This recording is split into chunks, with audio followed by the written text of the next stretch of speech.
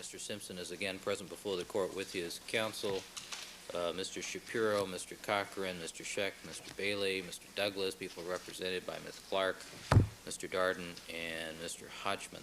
The jury is not present. Counsel, before we resume with the jury, I thought I would advise you of two things. I'm going to advise the jurors as to the nature of the delay that we had yesterday, what caused it, and give them my reassurances that that difficulty will not occur again. Also to advise you that it is my intention from time to time to inspect the jury facilities, either on their holding pen upstairs or at the facility where we have them housed, to make sure everything's okay. And I'll advise you ahead of time before I do that, but just to let you know I intend on doing that from time to time. All right, Deputy McNair, let's have the jury, please.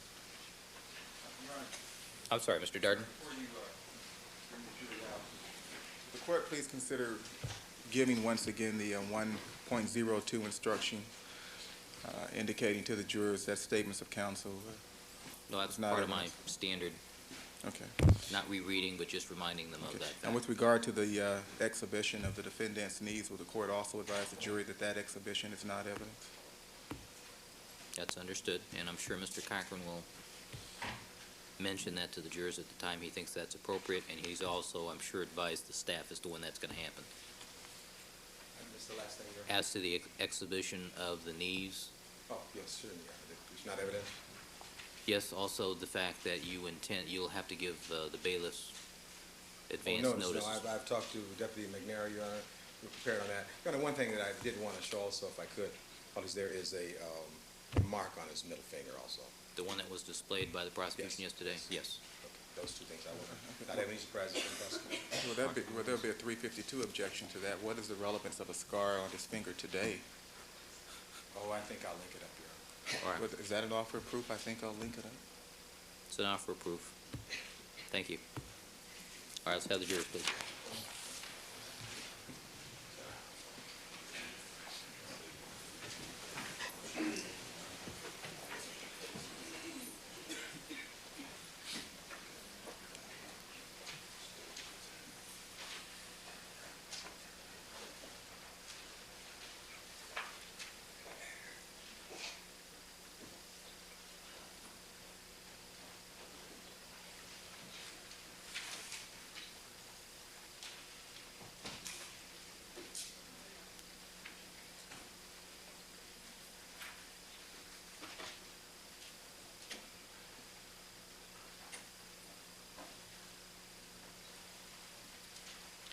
All right, thank you, counsel. Thank you, ladies and gentlemen. Be seated.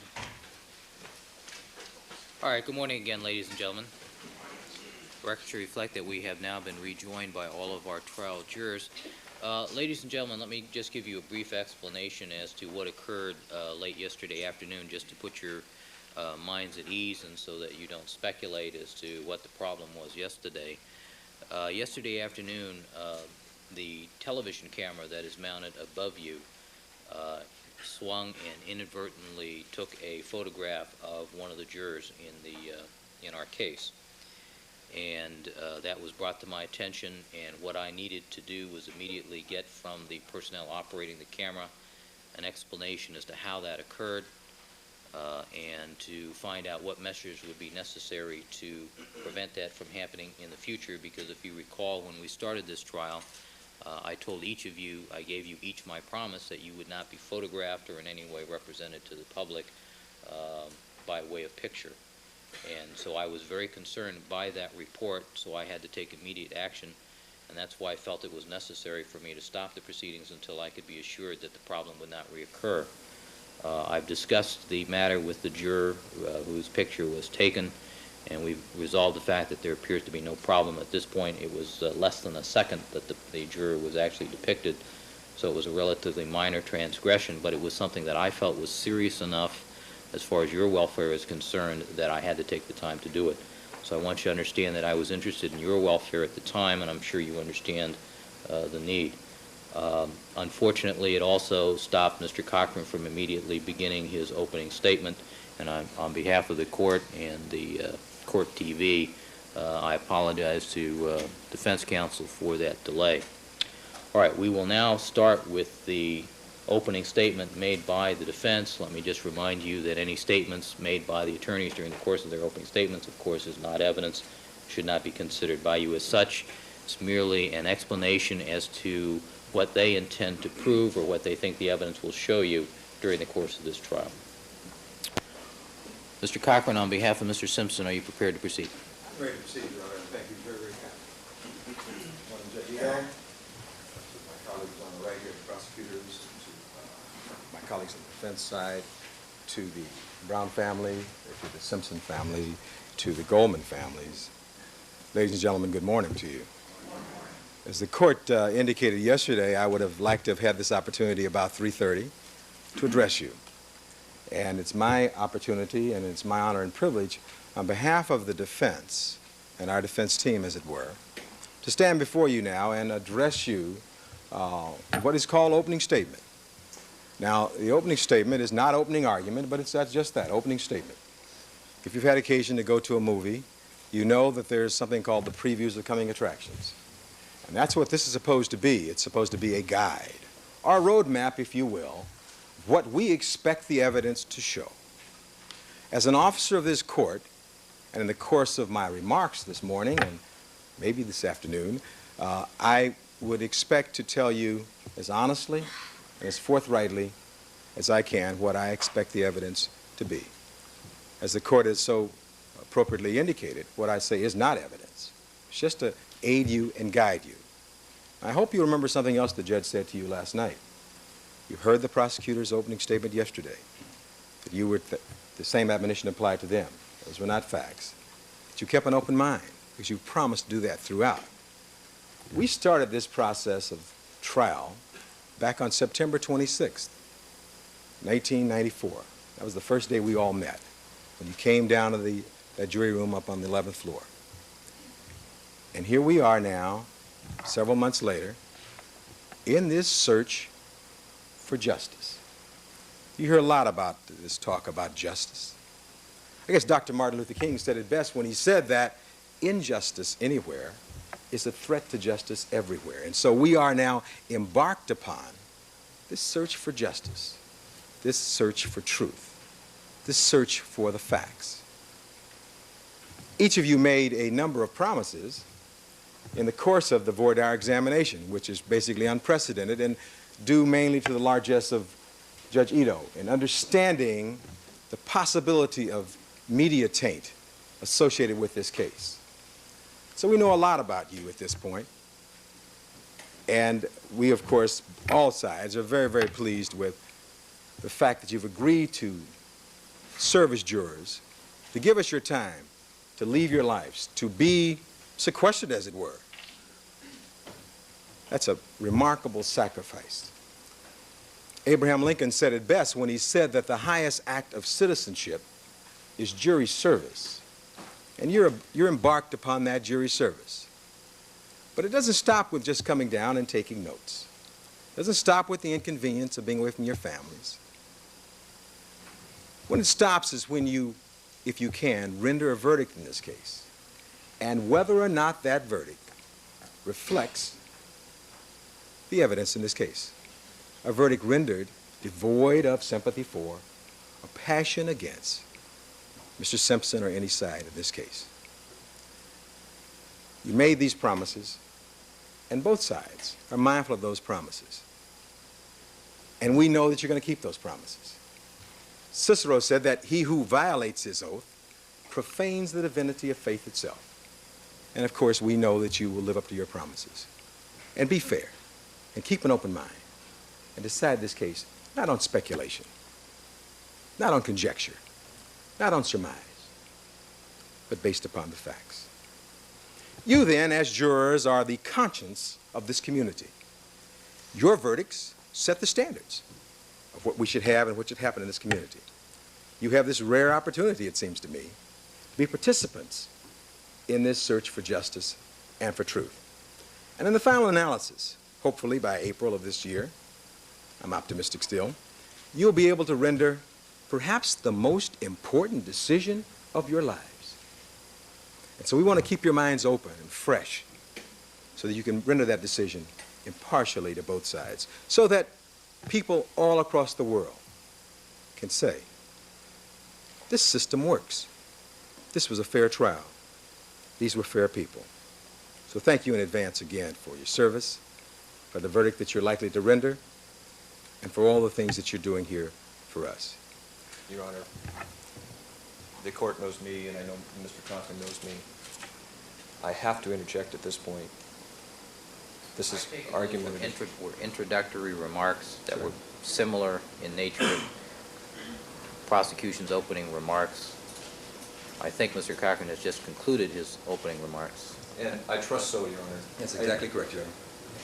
And again, I hesitate to interrupt another lawyer's opening statement, but I simply wanted to make sure that this type of statement was ceasing. Thank you, Mr. Cochran. Thank you. Thank you, Mr. Eidman. I was just about to compliment the District Attorney's Office on their opening statement yesterday. Maybe I'll take that out now. I was about to say they did a thorough job as far as they went. But they're advocates. And all of us, as you will see today, have an obligation to tell you the whole truth of these facts. So in the course of my statement today, let me share with you some of the things they didn't tell you yesterday, and we'll have to wonder why they didn't do that.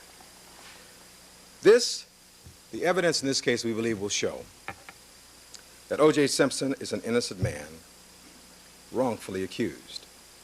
Mr. Darden said yesterday that in Richmond, California, and someplace in Georgia, people were asking questions. Well, I'd like to think that in my hometown of Shreveport, Louisiana, my mother-in-law is in New Orleans, Louisiana, and other places throughout this country, today they're asking, why did Mr. Darden spend all that time on domestic violence? This is a murder case. Why did he do that? And then when he gave you this answer, he was going to answer the question for all of America. It's a little presumptuous, don't you think? Because the answer of O.J. Simpson's guilt or innocence will only be determined by you if you're able to do it. None of us were out there on June 12, 1994. We can only deal with the witnesses as they were. And it seems to me that this case, the prosecution's case, based on what we heard in the evidence, will show this case is about a rush to judgment, an obsession to win at any cost and by any means necessary. The evidence will show that the prosecution in this case has enlisted the services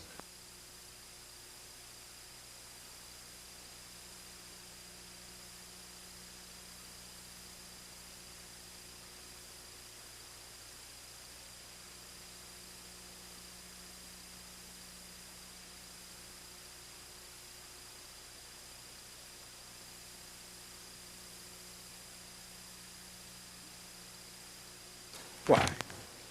Let me just briefly talk about the witnesses that they didn't talk about yesterday and they didn't tell you about. There's a lady who lives next door and works next door to Mr. Simpson's home on Rockingham. This lady was interviewed as far back, I think it's July. She indicated, essentially, that on this night in question, she came out to walk her dog on several occasions. She knew Mr. Simpson. She knew his voice. She knew the Bronco. She'd seen it parked there many times.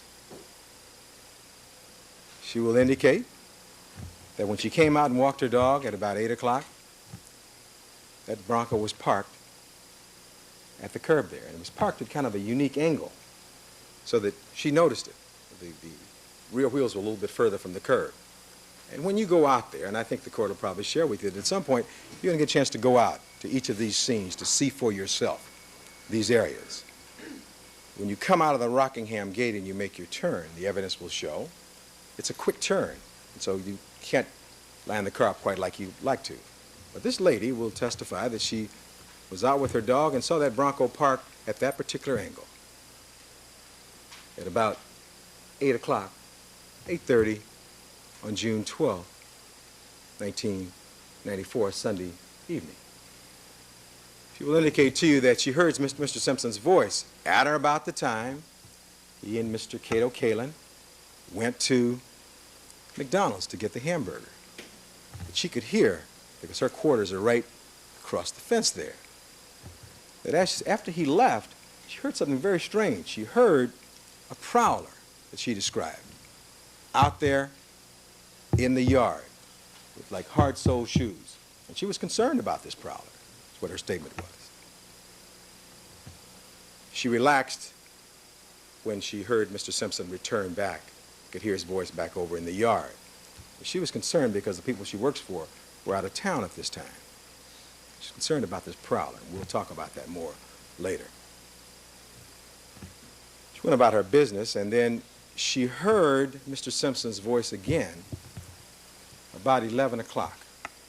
She could hear his voice at that time as though he was leaving. We know that's correct because he was leaving to go on a trip to Chicago, a pre-planned trip. And then she didn't hear his voice anymore.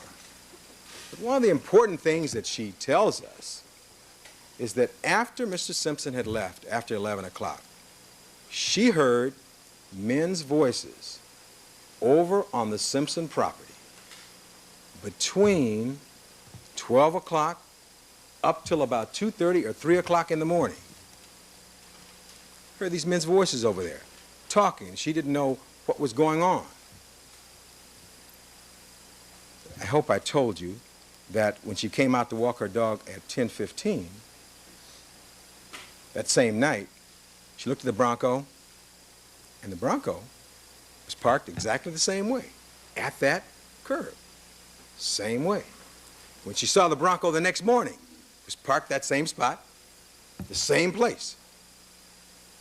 And one of the most unique things about this lady is the fact that the morning of June 14th, that Monday morning, a police officer came over to her residence to ask her what she'd heard and to put her on alert that if she found any weapons or if the gardeners found any weapons, to let them know. And she can identify that officer as Detective Mark Furman. Detective Mark Furman will play an integral part in this case for a number of reasons. Now, it's very interesting that the prosecution never once mentioned his name yesterday. It's like they just want to hide him. But they can't hide him. He's very much a part of this case. We can only ask ourselves, why didn't they mention him? I think that answer will become very clear to you as the case progresses. But she will identify Detective Furman as the person who came over and spoke with her. And she told him at that time about her observations, about hearing this prowler, and about the fact that she heard these voices that went on until about 3 o'clock because she couldn't go to sleep until about 4. And when she woke up, it was like 7:30 or 8. And he was there showing his badge through the door. And she saw him on television at the preliminary hearing. So that's how she could identify him. He said that somebody from the LAPD will get back to you. But they never came back. They never came back at all. Because there's a rush to judgment here. There's another witness, Mary Ann Gerches, a very interesting lady, has her own business. On this particular night, in June of 1994, June 12th again, she wanted to find a place in the West Los Angeles, Brentwood area. She drove her car after she closed up her business on Sunday evening and went to Catholic church, went to Mass, went and parked her car. And she came over there on Monday. Very interesting. Before I tell you what she has to say, let me tell you her contact with law enforcement. The evidence will show that Mary Ann Gerches, after she became aware that what she had seen had some great relevance to this case, started calling the police. She kept being transferred around, couldn't get anybody really to talk to her. Finally, when she finally reached the police officer, they told her, we've got that case all wrapped up. They didn't want to hear from anybody else. And then, lo and behold, she called the district attorney's office, spoke to a person whose name will be revealed during the testimony, and she didn't feel she's treated quite appropriately. In fact, she will say that the person put her on hold and said, excuse me, I'm talking to a psychic right now, and I'll get back to you. I guess it was part of that hotline they had. So it seems they were more interested in talking to a psychic than talking to her. So ultimately, She called the defense, and we talked to her. Walked with her out of the scene. Here's what she will testify about. That on June 12, 1994, sometime after 10:30 in the evening, she's walking down Bundy. She's looking, it's a warm night, she says. She's looking for places that have signs up to rent or to lease. That Miss Nicole Brown Simpson's condo, you recall, is on one side of the street, that's the west side, and she's on the east side of the street. And at about 10:45 p.m., she sees 4 men who come within 10 feet of her, 2 of which, gentlemen, appear to be Hispanic. I think the other are Caucasian. Several of which I believe have knit caps on their heads.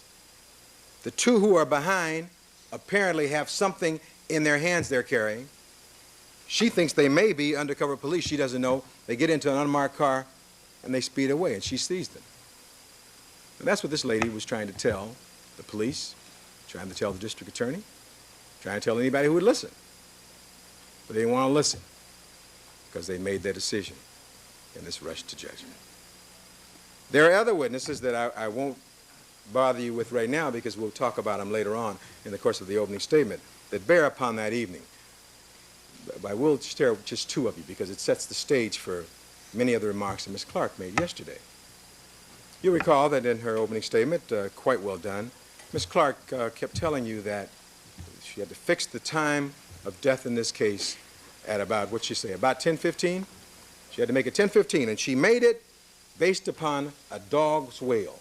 Now, this is the first case you'll ever hear where the prosecution's theory is that you've got to determine the cause of the time of death by a dog's wail. And this is most scientific of all cases. But there's a reason why she wants that, because she wants to give enough time for her theory about O.J. Simpson to work. But we will produce for you, and hopefully all these witnesses will be available. As you're well aware, these witnesses are afraid. This could be because of all the media attention, but we're going to try to get them. And what I say to you is what these witnesses have said to us at this point. There's 2 people who have been to Metzaluna restaurant, the same restaurant. Mr. Dan Mandel and Miss Ellen Aronson. They've been on a blind date. It's like their first date. And they're walking home. They walk home and they come right down Bundy also. It's very interesting as they walk down Bundy. They walk on the west side of the street, right past 875, Miss Nicole Brown Simpson's residence. And they walk past there, and it's interesting because as you saw from those pictures, and we all apologize you have to look at those pictures, and certainly to the family, and we want to be as careful as we can with those pictures.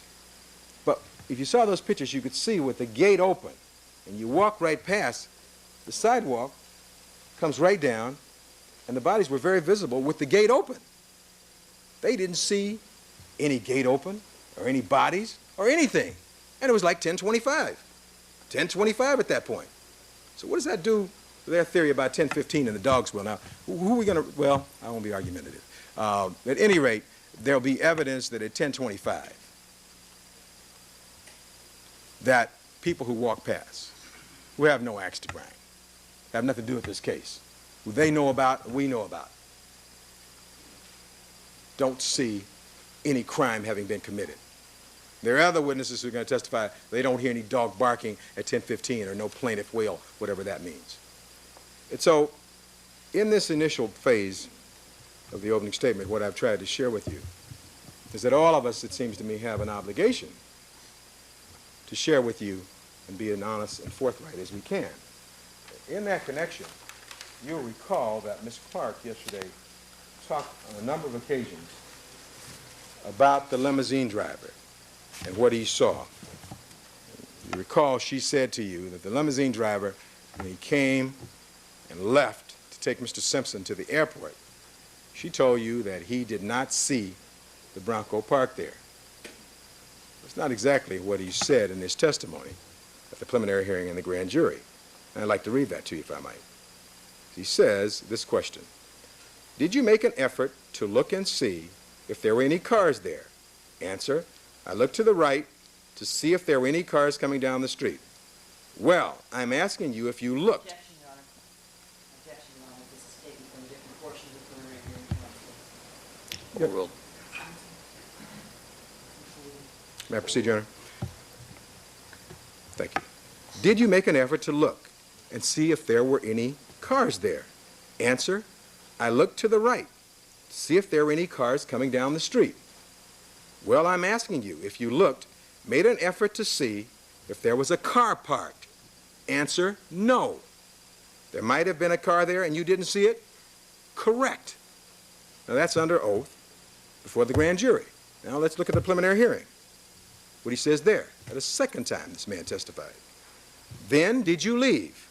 Yes. What gate did you leave from? The Rockingham gate.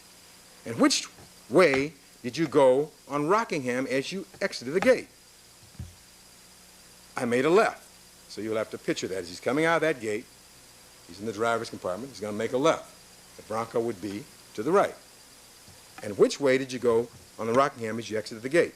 I made a left. Question: did you look to see whether any cars were parked on the right side as you faced the driveway of Rockingham outside the residence?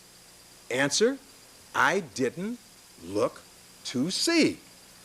You weren't looking at the parked cars? Answer: yeah. You were looking to see if there was traffic? Answer: yes, of course.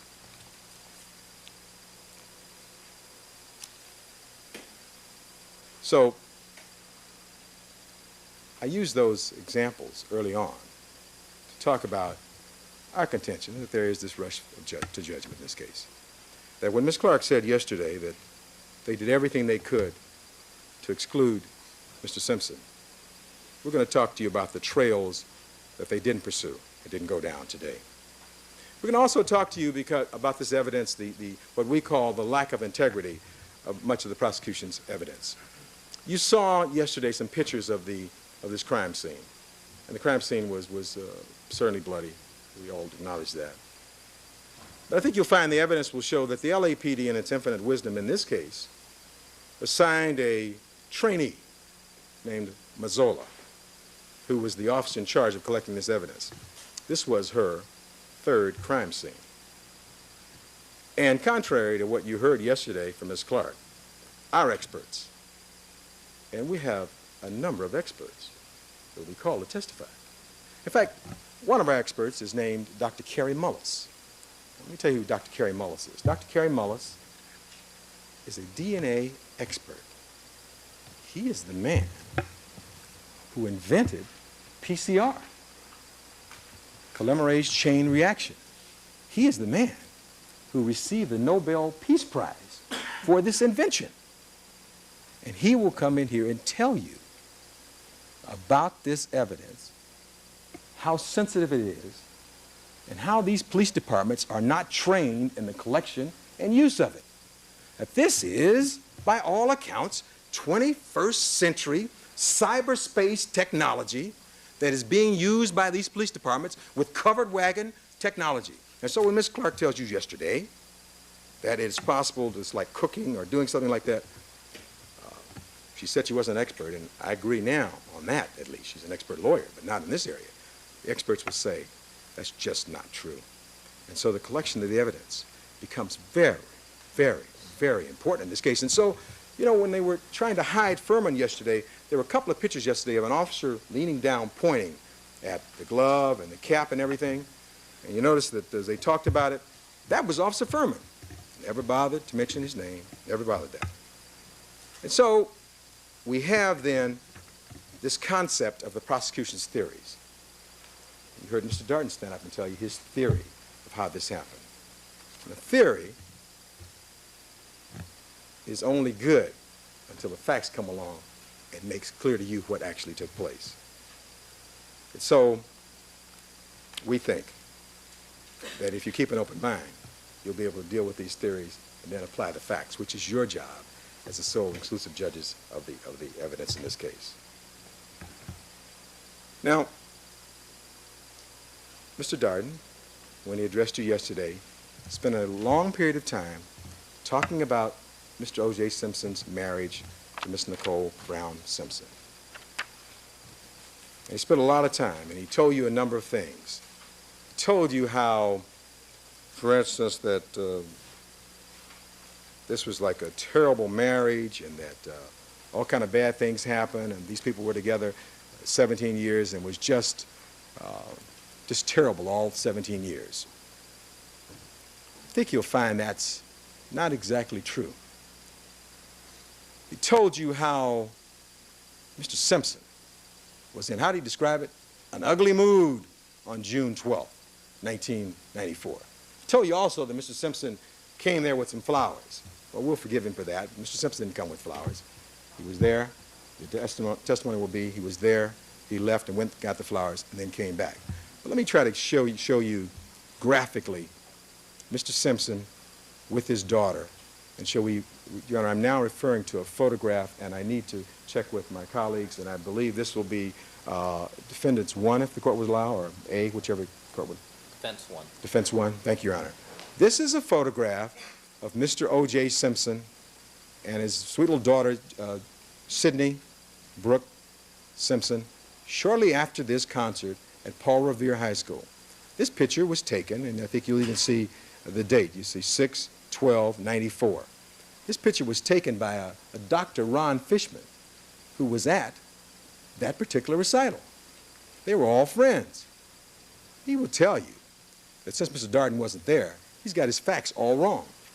O.J. Simpson, according to the testimony, was not in any ugly mood. He talked to Ron Fishman. He was there to see his child. And you'll hear that he came back to Southern California from New York City, where he was on business. He was out of town almost all that week, specifically to try and come to this recital. He had to leave right after this to go to Chicago. He was already back east in New York, and we will produce a friend who told him, why don't you just stay back here? And Mr. Simpson told him, I missed my daughter's first communion because I was out of town on business, so I want to go to this dance recital. And that's what he did. Does that look like he's in an ugly mood to you there? And you'll see the two of them there at that point. Wherever we can, we're going to bring to you the facts versus their speculations and theories about this man. They don't know this man. The evidence, you will know him by the conclusion of this case. And so, Mr. Darden kind of apologizes at the end and says, this isn't character assassination. You know, when somebody says that, who said it was character assassination? Because he knew that's exactly what it was. So at the very end, when he said it wasn't character assassination, that's exactly what he had done for an hour to O.J. Simpson. He was not charged with any domestic violence. This is a murder case. And in their pursuit to win, they're trying to dredge up some theory to give you a motive, because they don't have a motive for this and these particular crimes. And who's to say that those 4 men we saw running from the area of 875 hadn't followed Mr. Ron Goldman there, as opposed to looking for Mr. Cole Brown Simpson? Can they? Counsel. Your Honor, I interject once again on the grounds previously stated. This is argumentative. This is not a recitation of evidence. We've gone beyond the normal scope of opening statement. All right, the objection's overruled at this time. Thank you, Mr. Carter. Thank you.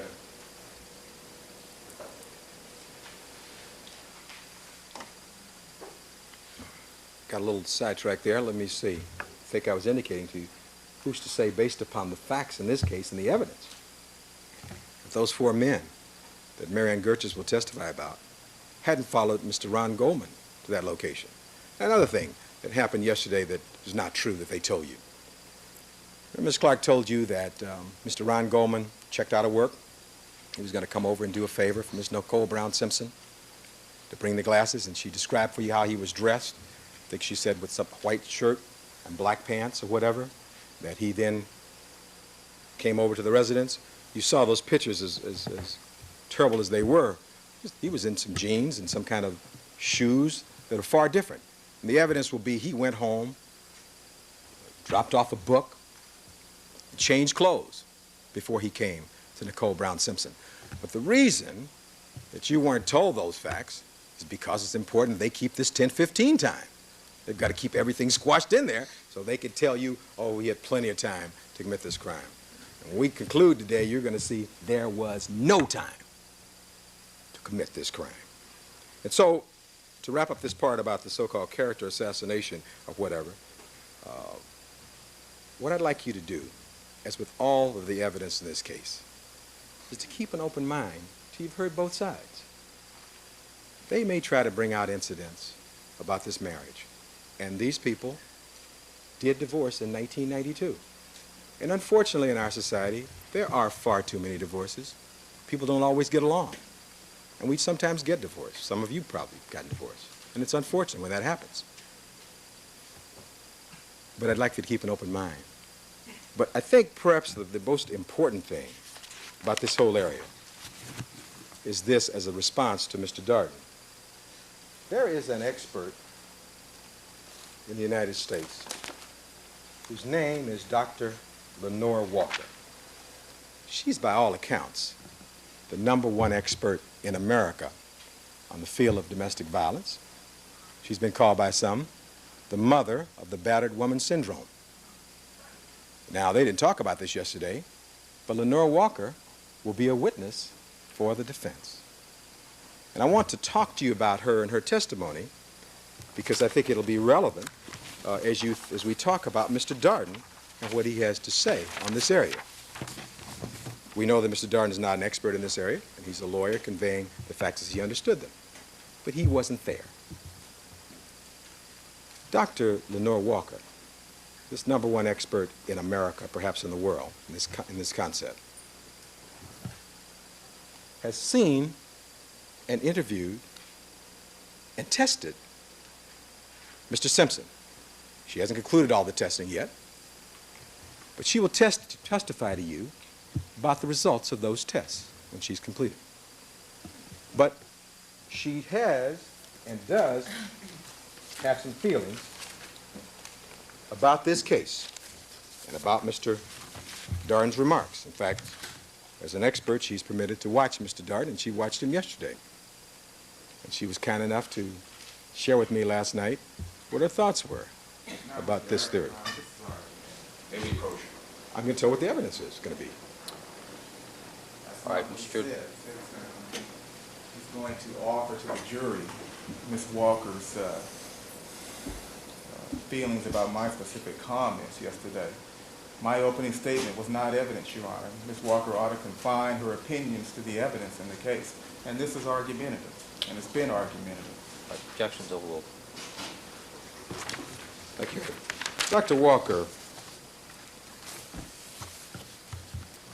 along with a number of us in the courtroom when Mr. Darden was speaking yesterday, felt that it's offensive to women to say that they never had a job. This is argument. All right, very well. You're right, Your Honor. And let me rephrase She that. was going to testify as to her analysis of Mr. Simpson or what her testimony is going to be. That's one thing. Commentary upon Mr. Darden is something else. You're right. You're Thank absolutely you. right about that. Let me see if I Thank can you. restate that in a positive way, Your Honor. With regard to Mr. Darden's statements yesterday, you recall when Mr. Darden said that Nicole Brown Simpson never held a job, and he wanted to paint this picture for her for being, totally under control and being controlled by O.J. Simpson and under his thumb and that sort of thing. Well, I think that some of us would feel that somebody who raises 2 children, who's an excellent mother, that's a pretty major job, being a homemaker. And we'll talk about whether or not Nicole Simpson was a Barbie doll that one could just make in their own mode. Because even in Darden's statement, he said this was a strong, tough lady. I think you'll find that's what the evidence is going to be. But with regard to this whole aspect of battering, in this case, let me say up front that Mr. Simpson is not proud at all of the fact that he and his wife got into an altercation and she was struck on January 1st, 1989. He's not proud of that. In fact, in the course of this evidence, you're going to see perhaps 3 letters that he wrote apologizing to his wife. But what Mr. Darden and what the evidence hasn't shown you so far was that from 1989, January 1st, 1989, they made a big thing out of that. From that day forward to the present date, there's no evidence that O.J. Simpson ever struck his wife again. Now, you should never strike your wife. But even when he made a mistake on January 1st, 89, he paid his debt for that. He went to court and he pled nolo contendere. He pled no contest for that. He was sentenced to community service and he paid his debt. Now they want to retry that, I suppose. They don't tell you that. There was not any touching after that. In fact, O.J. Simpson did something else. After that incident, he was so contrite that he had a prenuptial agreement with Nicole Brown Simpson. So if they got a divorce, what her share would be.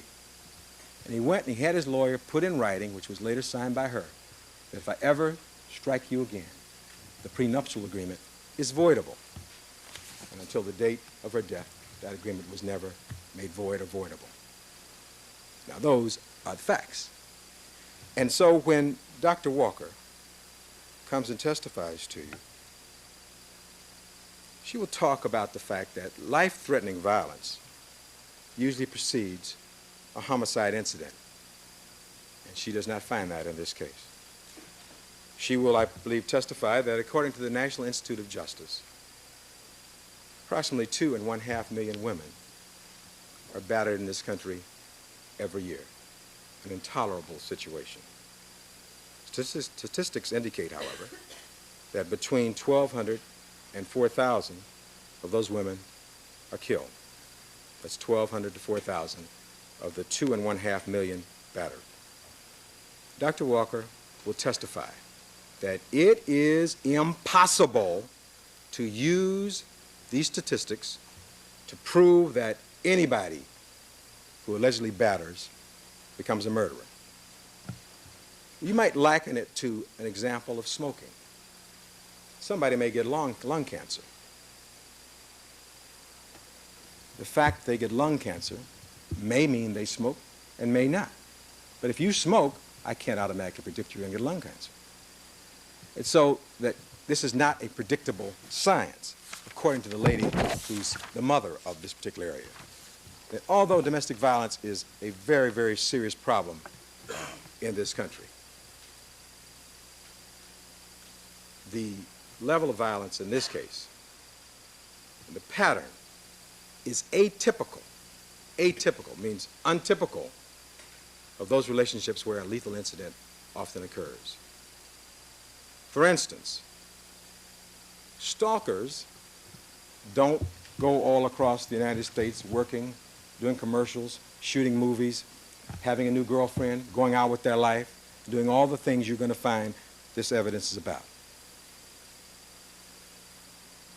They don't have a new girlfriend by the name of Paula Barberi, who you've been very serious about from the time from April of 1992 till April of 1993 until Nicole Brown Simpson asked to reconcile and get back together. She did it in this way. She sent to Mr. Simpson, among other things, a video of their marriage, a video of the birth of their children, accompanied by a long letter spelling out how much she wanted to get back with this family. I think you'll find that's not stalking. And Mr. Simpson's response was, we've had problems in the past. I have a girlfriend now. I'm happy. Let's take our time about this. But she pursued. She followed up on that. She pursued. She wanted to move back to Rockingham. She didn't like the housekeeper there. She wanted him to fire her. Michelle is her name. And ultimately, she got into an altercation and struck Michelle. He didn't want to fire Michelle. Ultimately, Michelle did leave after being struck. It was her who pursued this in May of 1993 to May of 1994. And when Darden talked to you yesterday, he didn't mention that. And we will conclusively prove that to you so that when Dr. Walker talks to you about stalkers demonstrate obsessive behavior that concentrates on controlling the woman at all times and is inconsistent with making a new life, beginning a new relationship with a woman such as Paula Barberi, traveling away from home on business assignments, all of those things go against any idea of stalking that they would have you believe in this case. Dr. Walker will also tell you that there is a major difference between a wealthy person who gives gifts, someone who uses material possessions to gain power and control. And so the prosecution would have you believe that if Mr. Simpson gives Nicole Brown Simpson a gift, it's going to be bought and paid for. Nothing could be further from the truth. Let me give you an example of the testimony that will come out in this case. Before Mr. Simpson ever got married to his wife, he bought her a condominium in San Francisco and paid $500,000 for it and gave it to her free and clear in her name so she could have money up to $3,000 a month. He never, ever saw any of that money, wanted any of that money. There were no strings attached. This is before they got married. And later on in this discussion, I'm going to talk to you about what I call his circle of benevolence. Those who have come within the ambit and sphere of O.J. Simpson and his philanthropic largesse, what he's done for him. And there are many other things. This $500,000 condo, free and clear, he then gave her some more money to buy the condo on Bundy. These are all her own separate things while they're still separated. He asked for no control. She had her own bank accounts. He gave her $4,000 a month for food at the house. And he paid all of the bills when they were together. Let me talk about this circle of benevolence while we're on it right now. It extended not just to Miss Nicole Brown Simpson, but to her family, to Mr. Lou Brown. He helped him become a Hertz licensee at the Ritz-Carlton in Laguna Beach for 7 years. The sisters, Dominique, he paid the tuition for Dominique for a couple of years at USC till she dropped out. Paid the tuition for Tanya, the other sister, I think, for San Diego State for a year or so till she dropped out. There's a cousin, Rolf Bauer, who worked for 7 years, Mr. O.J. Simpson's chicken franchise, Pioneer Chicken Franchises. The mother, Juditha, was a travel agent. He gave her his business and encouraged his friends to do likewise. This man had a great relationship with his in-laws. He did wonderful things for them. Took them all on trips, paid their way, took them all out to dinner. They'd go to Hawaii and Cabo San Lucas. This is the same man that Mr. Darden was talking to you about. Mr. Darden says that she never worked. O.J. Simpson encouraged her to become a decorator. She became a decorator. He helped her get jobs from his friends. She redecorated the Rockingham house to the tune of $500,000. And he paid her. He paid his own wife a fee to decorate the house. This man that Darden was talking about, this man gives $5,000 every year to the Angel City Links, an inner city black organization. And the condition of his gift every year is it has to be anonymous, that he doesn't want to know he does that.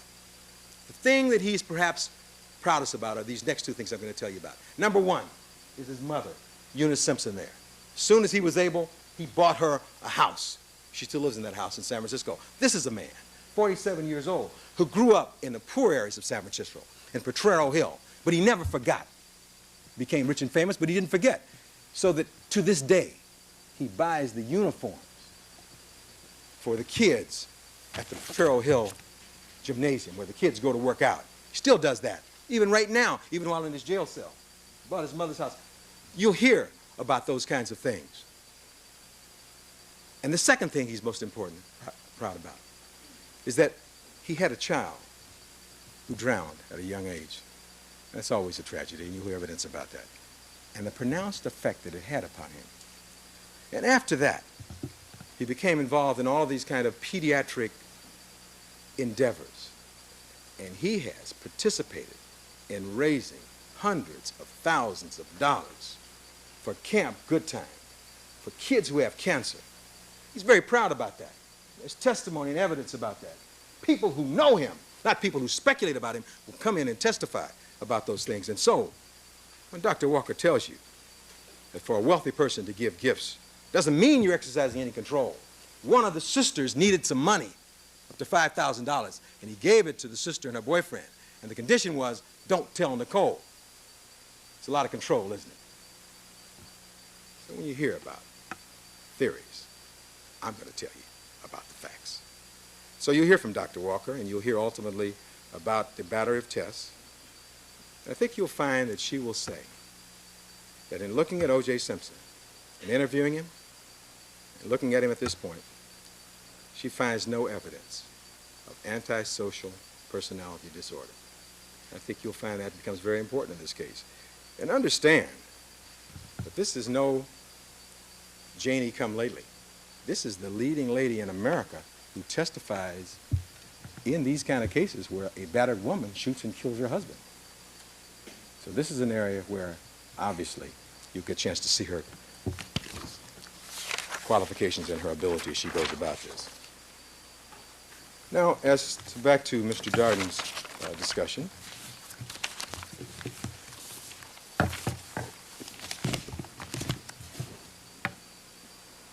It tells you a number of things that I'd like to address, at least some of them, with you now.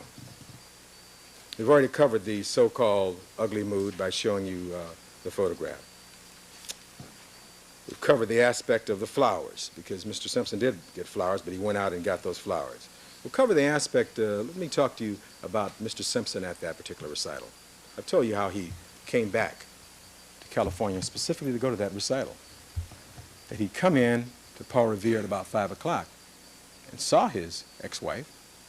He had to get his ticket and take his ticket back to the person at the door.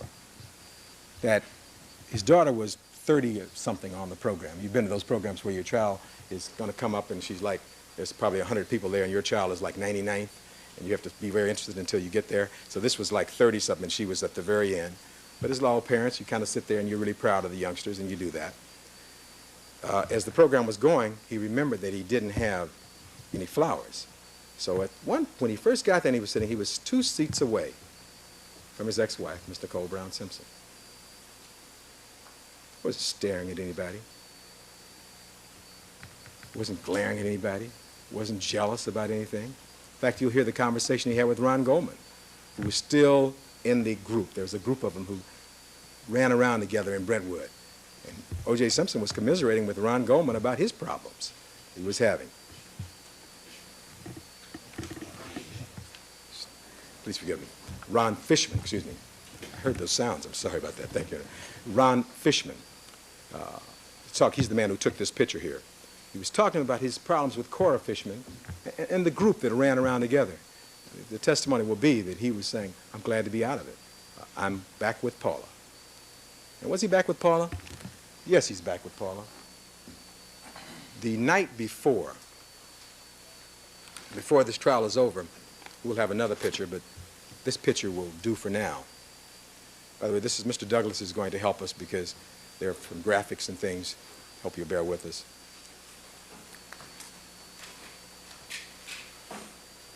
Thank you, Mr. Douglas.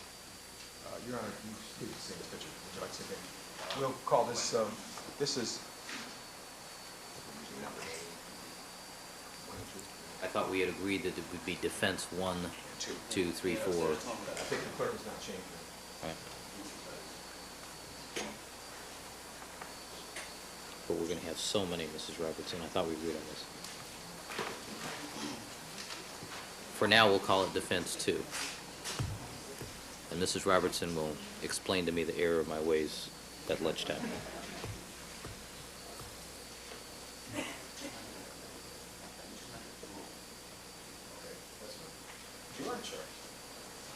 No, I'm not. Oh, I see.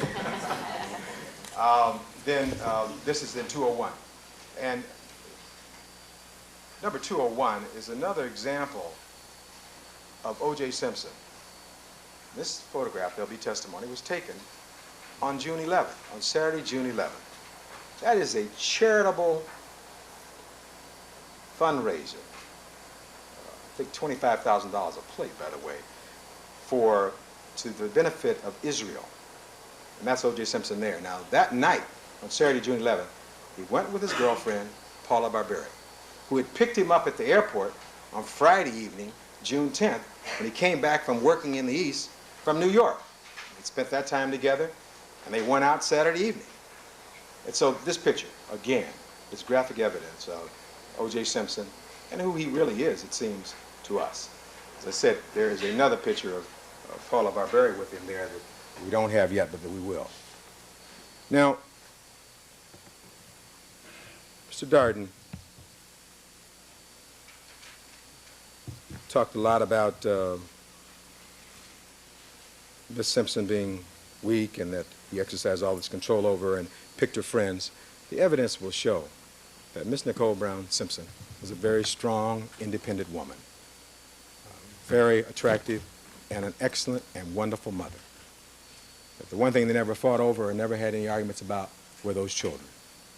But they both mutually loved those beautiful children, and that was very, very important, it seems, to both of them.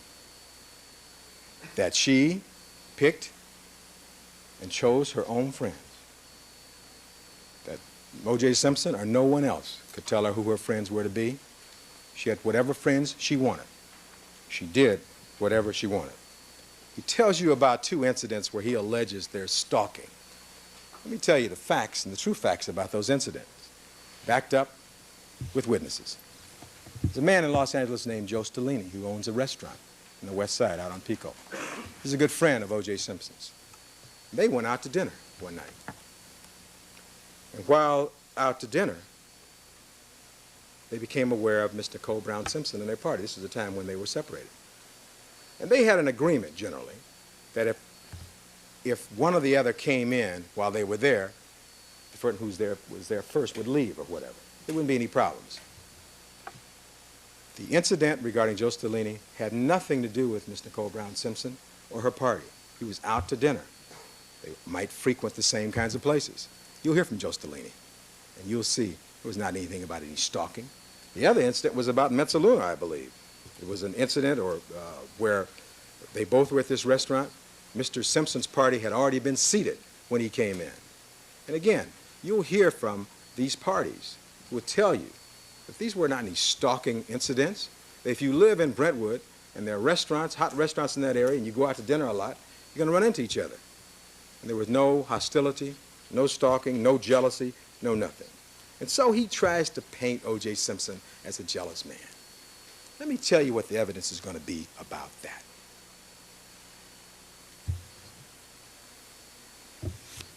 You heard about this incident of Keith Zlomowitz.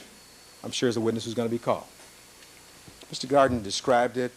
Remember he said yesterday, well, he didn't punch out Nicole and he didn't punch out Keith, or words to that effect.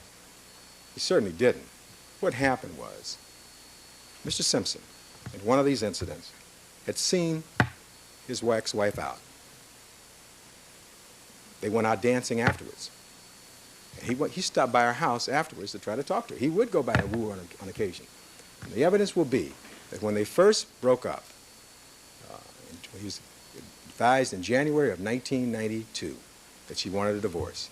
Between January and April of 1992, it was hard on him. Knowing somebody for 17 years, he didn't want to lose her. He likes family.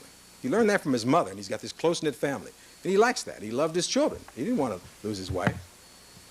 But something happened in April of 1992.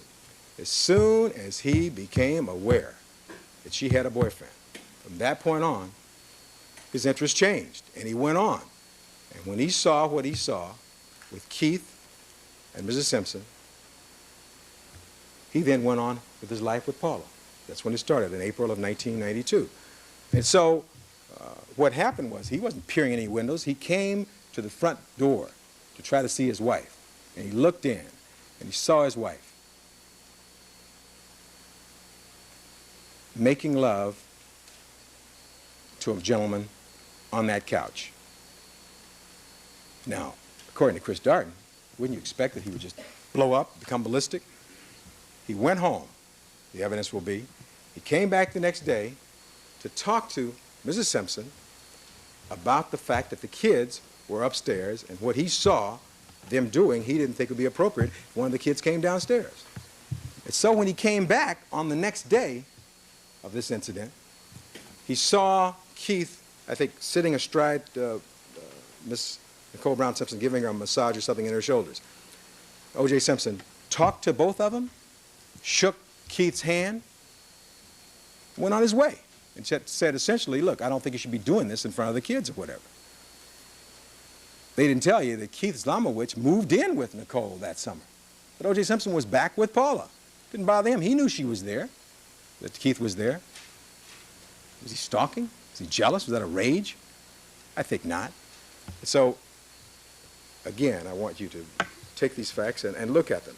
But there's an even more painful incident, probably, that tells you that he's not jealous. He has a very close friend, somebody who's very near and dear to him. The evidence will show who had a relationship with Nicole Brown Simpson, because she told him so when they got back together, and this gentleman told him so. And it was hurtful, but he never said a harsh word to her or this gentleman. He didn't go ballistic. He didn't do any of those things. In fact, you know what he did? He let this gentleman get married at his Rockingham house after learning this gentleman had been intimate with his wife. That's what O.J. Simpson did on that occasion. Your Honor, may I put your name?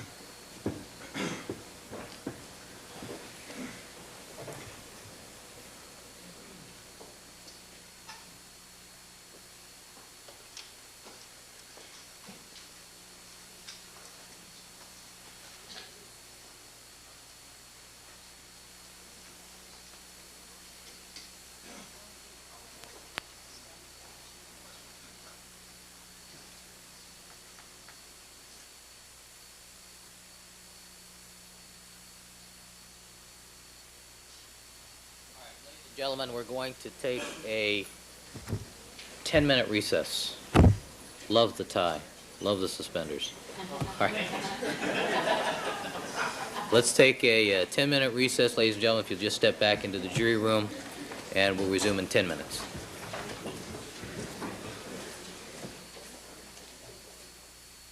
Apparently, the Public Information Office has received several comments that apparently jurors are visible in the reflection off of the bailiff cubicle there. I have looked at the videotape. It does not appear apparent to me, but I only took about 30 seconds to look at it. We'll look into it at noon, but I just thought I'd let you, don't go away.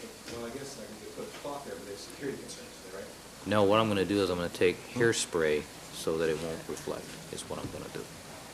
But rather than have everybody move while I hairspray it, we'll...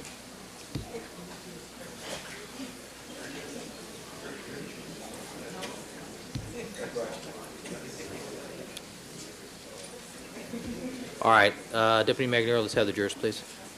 And Mr. Cochran, I'll allow you to, if you want to slop over a couple of minutes there, but close to 12, you know, conclude your thought. And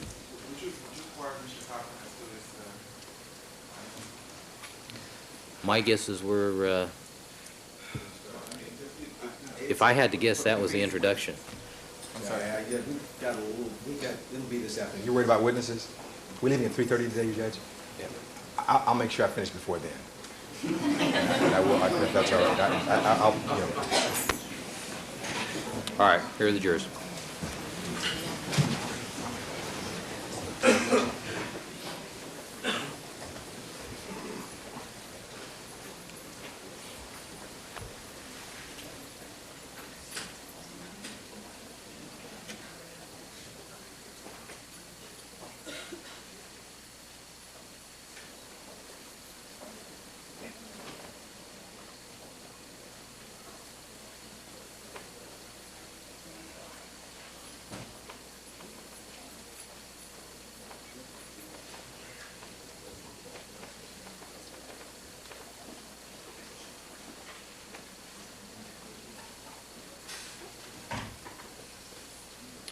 All right, record should reflect we've been rejoined by all of our jurors. Counsel, ladies and gentlemen, be seated, please. Thank you.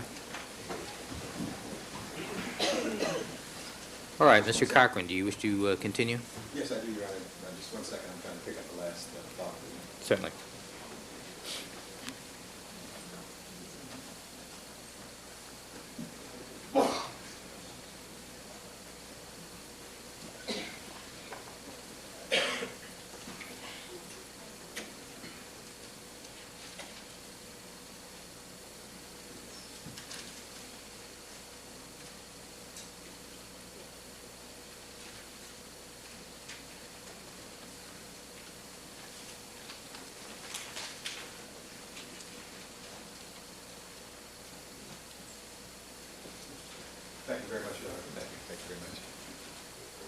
wanted to try to pick up where we left off.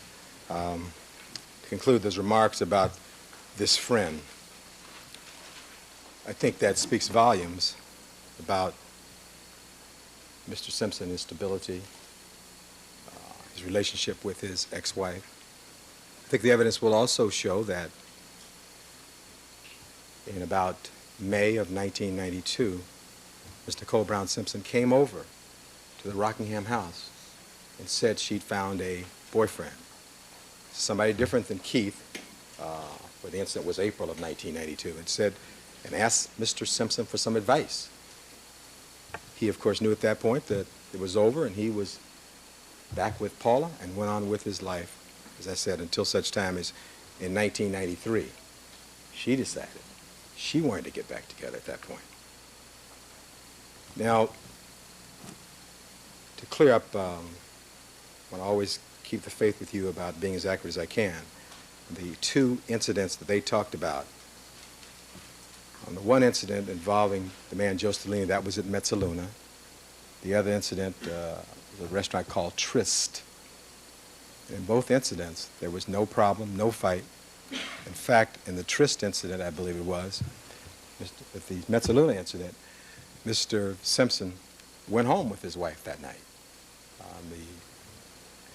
So that there was not any incident where they were stalking or fighting, anything like that. There was no obsessive behavior. I hope that we'll put those in some kind of perspective.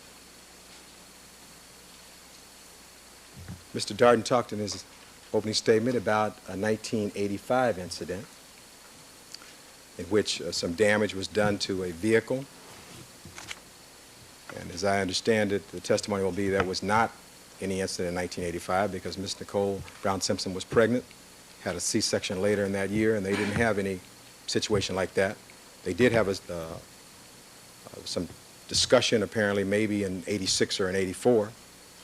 There was some damage done to her car, and she was not in that car. She was not struck on that occasion.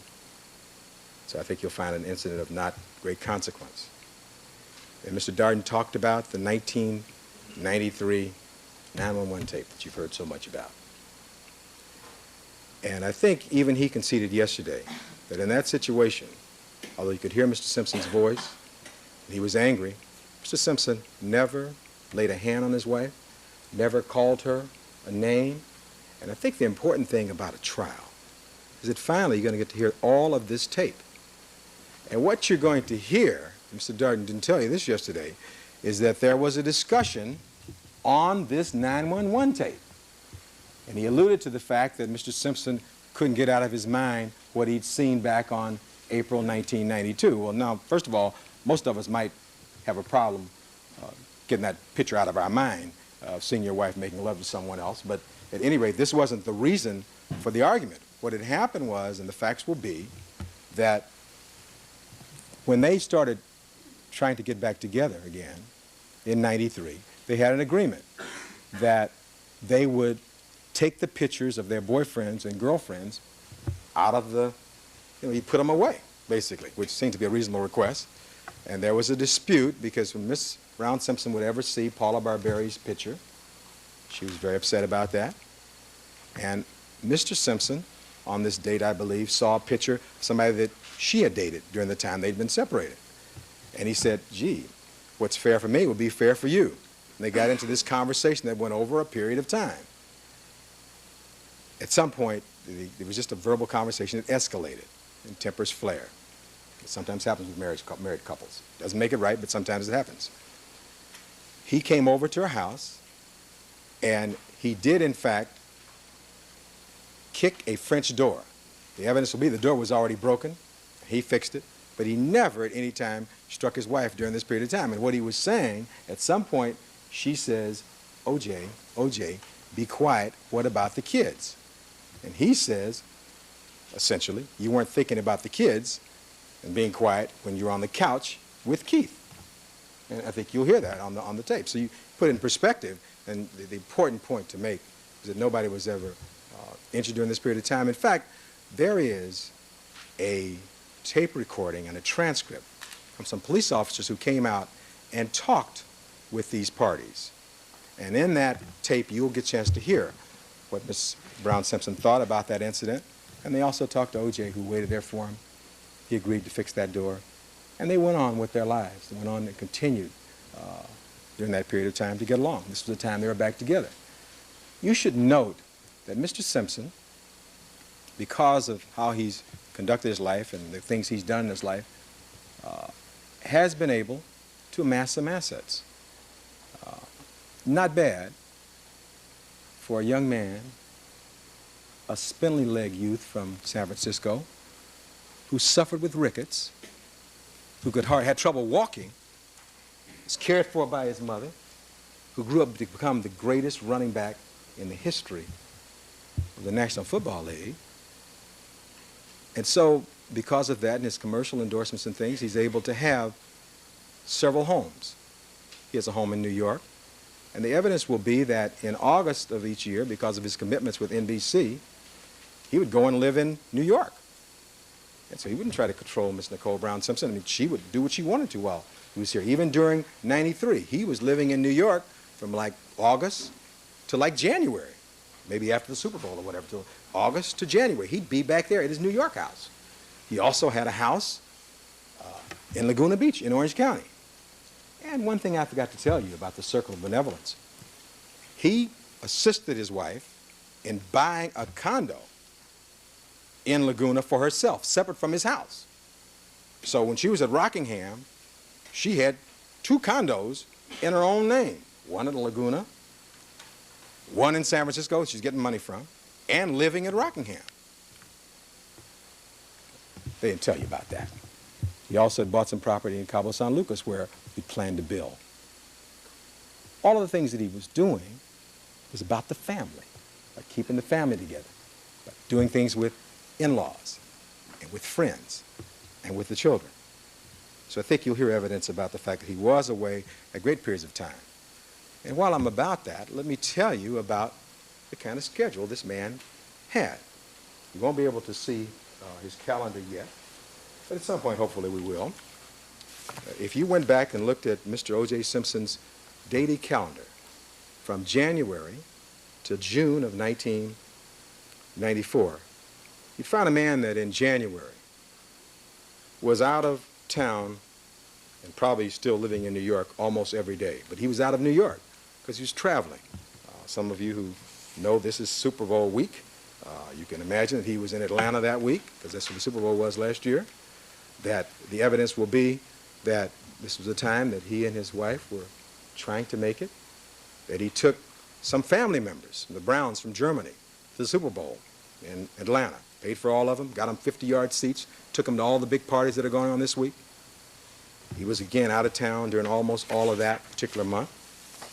If you looked at his calendar and you're able to be testimony that in February, he was spent a lot of time in Cabo San Lucas. He was in Nashville, in St. Louis, in Miami again, involved in charitable work. Few days where you find he was even here in Los Angeles. If you looked at March, you find that he was in New York. He was doing Bryant Gumbel's charitable golf tournament in Orlando, Florida. Back in New York again. He was all over the country doing various and sundry things. You got to the month of April, he was back in Cabo. From there he came back to Los Angeles. Then he went to Puerto Rico. Evidence will be that some of you know he's an actor, a would-be actor, and that he made this movie Frogman during that period of time in Puerto Rico. Again, very much out of California. And in May, with the exception of some things that he came to do for his children, and by the way, again, talking about the kind of things that he would do at Rockingham. And you'll see this place at Rockingham. On May 22nd, he had a school picnic at Rockingham. We had a number of kids, and I think that's for the Sunshine Preschool. That is where his son Justin went. It was a fundraiser for this school. They have all these kids, and all the people would come to his house at Rockingham to raise money for the school. On May 22nd, he did that. And Nicole Brown Simpson was there. And even though they had agreed in May, earlier that month in May, and he was now back with Paula, when Nicole Brown Simpson got sick the week of May 15th, 1994. She had pneumonia. O.J. Simpson was the one who took her soup, who tried to nurse her back, to get her back on her feet, even though they agreed they weren't going to be together anymore. You heard testimony with regard to that.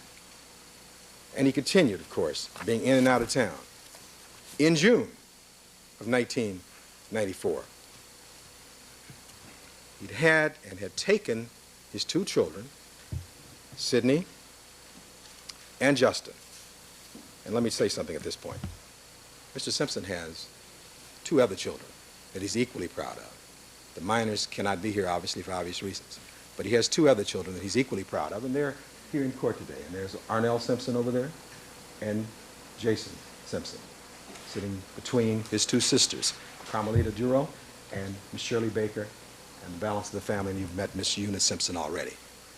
So he, on May 5th, attended a pediatric AIDS affair. Again, his interest in children and AIDS and charitable work, along with Paula.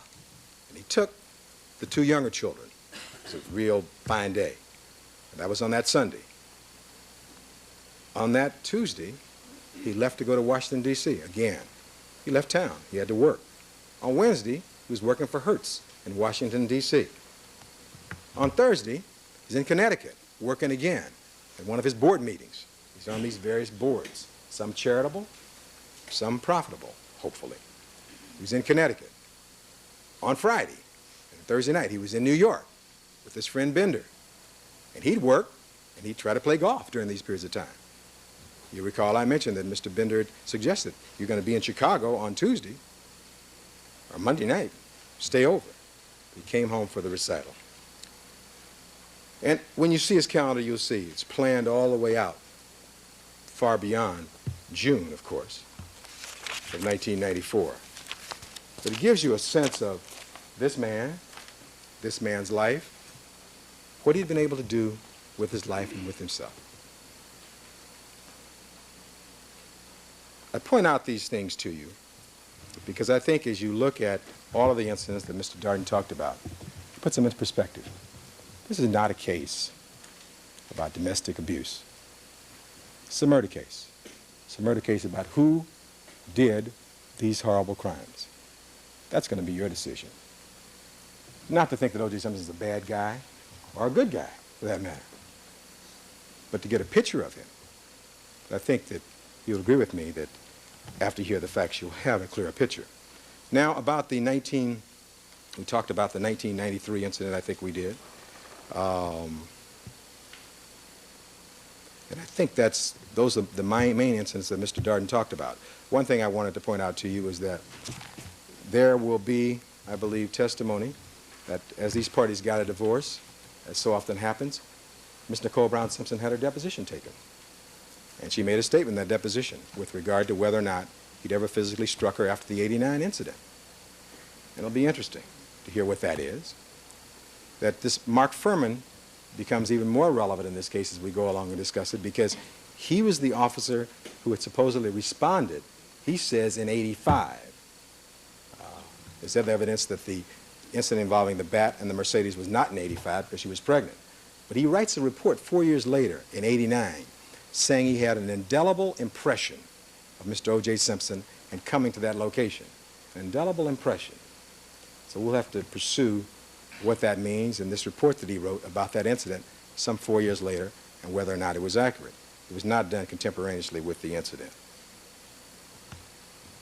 Mr. Darden also said to us that this was not a tabloid prosecution. Well, that's interesting, isn't it? He used those words, didn't he? He said, first of all, this wasn't character assassination, which we now know it was. And he says it's not a tabloid prosecution.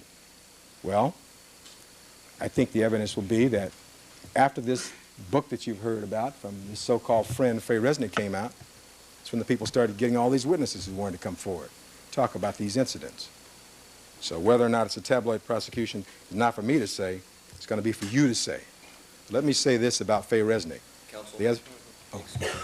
I'm sorry to interrupt this. Okay. Go ahead, Your sir. Honor, once again, my objection has been previously noted. I caution you, Mr. Carkin, about what you're just about to launch into, because that person's not on the witness list. And when you say, let me tell you about somebody, I'm concerned. This, You're right. There's a possibility that. All right, I Well- think we should hear these objections at the sidebar. Okay. However, And Mr. I tell you, let's do it without the recording. I think we can use all. Okay? Please. I'd like to have the reporter present. No.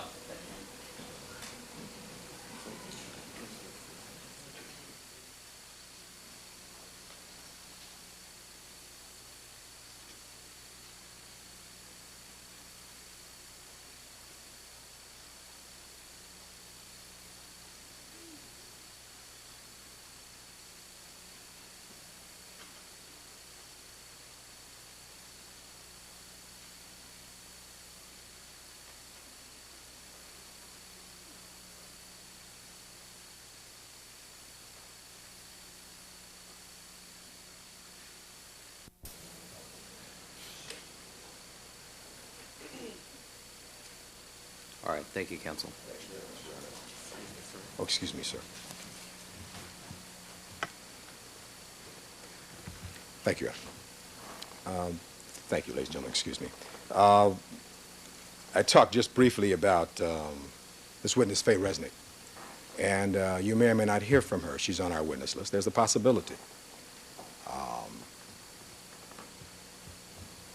We may call her for a number of reasons because Object, Your Honor. There's only a possibility. Counsel, overruled. the reason why I think the evidence will show and will be relevant to you is that on or about June 3rd of 1994, Faye Resnick, who had had a long-time relationship with a Dr. Christian Reichart, whom we will definitely be calling, they'd been living together for a long time. And because of her drug usage, because of the fact she was freebasing cocaine, he put her out literally. They broke up. She was one of these parties who they ran in this circle out there in Brentwood. And when she was put out on June 3rd, which I think was a Friday, she then moved over and lived with Nicole Brown Simpson because they were friends. They would go out at night. These were all friends. The evidence will be these ladies would go out 2, 3, 4 nights a week and stay out till 5 o'clock in the morning. Nobody was controlling these women. There's a group of them, and you'll hear about it. They go out dancing. They do whatever they would do. And we know Faye Resnick was using drugs during this period of time. It got so bad, the evidence will be that on June 8th, 1994, they had what we call an intervention, that Nicole and Kristen Reichart and her former husband, Paul Resnick, all got together to try and convince her that she had to go into a drug treatment facility called Exodus. And on the 8th of June... Excuse me, counsel, I'm sorry once again. Your Honor, you had asked us or given us leave to address these issues. Overruled. Please be In the seated. noon hour. Please be seated. Very well. Thank you. goes into a drug treatment facility on June 8th, and she remains there, and she's there on June 12th. And I think you hear from the evidence that she is one of the people who calls Miss Nicole Brown Simpson on the night of June 12th, perhaps after 9 o'clock, that particular night, from this drug treatment facility. We'll be talking about that and her role in this whole drama. To conclude, then, what I've tried to do in this opening statement is to lay out for you the fact that in almost everything you hear in this case, there are two sides. That as jurors, I'm sure you're not going to rush to judgment. But this should not be a case about character assassination, and I hope you will keep an open mind until you hear all of the evidence as it relates to who Mr. Simpson is. Now, shifting our attention now to the discussion, the very able discussion of Ms. Marsha Clark yesterday. It seemed to me, as you summarized what she had to say to you, that her argument broke down, or, well, it was argument at the end, but her opening statement broke down into a discussion of timeline and so-called evidence trails. Let me first of all talk to you about the concept of the timeline. We've talked a little bit about that. And let me tell you what she didn't tell you about. And some of this we'll cover, so I won't be redundant. But there are witnesses like the lady who lived next door to Mr. Simpson. There's a Mr. Tom Lang that she knows about and didn't tell you about, who on this particular night, June 12, 1994, was walking his dog on a street called Dorothy Street, right down the way from Mr. Cole Brown Simpson's condo at 875.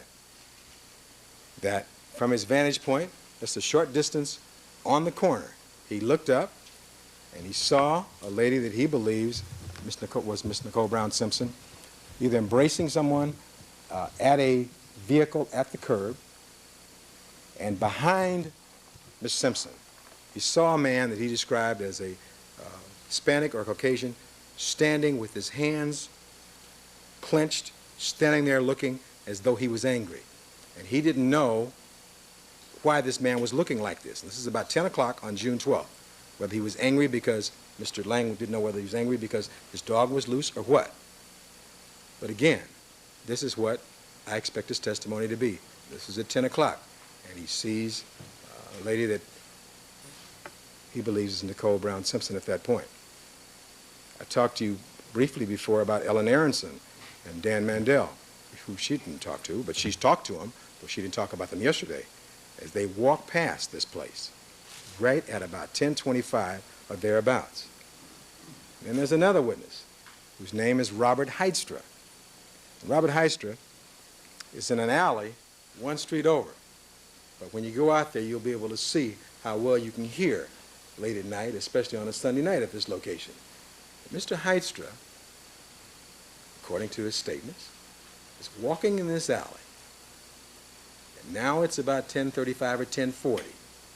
As he walks parallel to where the Bundy residence is, will be then looking west, he hears the sound of like arguing, and he hears someone or a voice say, "Hey, hey, hey," and he hears the sound of a fence closing, and he continues on walking his dog. Now this is at 10:40 or thereabouts, and you know then at 10:45, Marianne Gertrude sees these four men running from 875 down toward her direction, and she believes they're coming after her at that point. In her statement to you yesterday, Ms. Clark talked to you a lot about Allen Park, and I read you some of his transcripts, some of his testimony that you didn't hear about. And I think there'll be considerably more with regard to Mr. Park and to Mr. Cato, Cato Kalin. An interesting man, and I think that it'll be interesting when you hear from Mr. Cato Kalin about Mr. Simpson and how he appeared that night. Just before we wrap up for lunch, I think the evidence will show you that in order to believe that O.J. Simpson committed these horrible murders, you'd have to believe that he came back from back east where he'd been working to come to his daughter's recital, attended that recital. You see his picture there. He was home getting ready for a trip to Chicago that had been long pre-planned, that he was hungry. And the evidence will be that he didn't have any dollar bills or $20 bills, that he asked to borrow some money from Cato Kalin. Cato Kalin gave him this money. He went and had a Big Mac.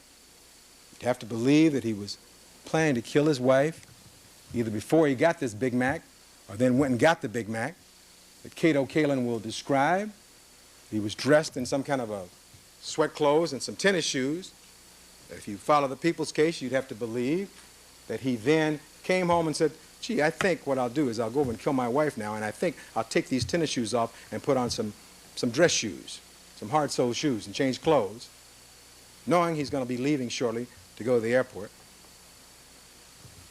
And then you'd have to believe that, to believe their theory. And then to make their theory work, they spend all this time talking about the plaintive wail of a dog, because they've got to make this as early as possible at 10:15. We know that that's not correct based upon the facts that you've heard.